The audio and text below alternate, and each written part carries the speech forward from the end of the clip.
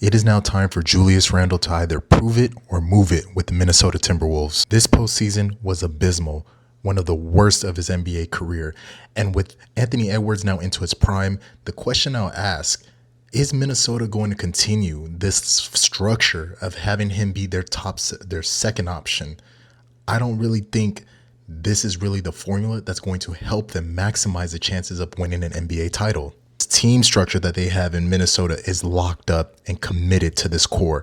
So the only movable piece that teams may be interested would be Julius Randle. Again, the NBA doesn't really have a plethora of second talent that can actually come in and meet the needs or complement what Anthony Edwards needs. In my opinion, he's going to need a dominant big, a dominant stretch big like what Minnesota has had when they had Karl Anthony Towns. And the only available player like that will be somebody like an Anthony Davis.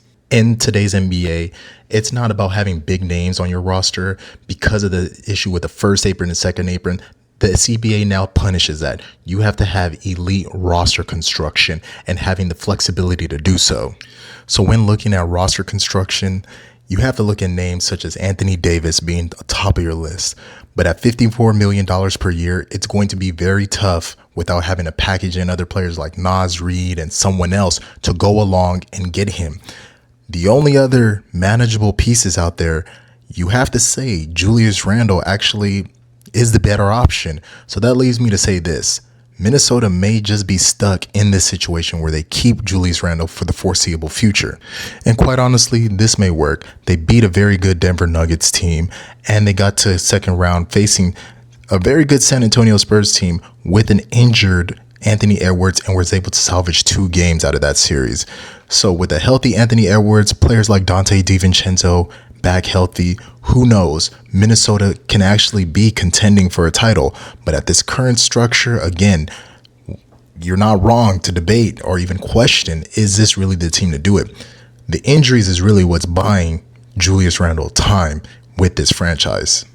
Again, we have to harpen back to the Denver series, averaging 19 per game in that series against a very good Nikola Jokic. Some of the best defensive possessions Minnesota had was when Julius Randle was stopping Nikola Jokic. And at 31 years of age, Julius Randle is still in his prime. He has a lot of basketball to play, great athlete, very good defensively. So he still has a lot to give to this team. We just see the flaws in him offensively. So your hope is players like Jaden McDaniels can actually step up and take over the offensive load that Julius Randle is not really making up for.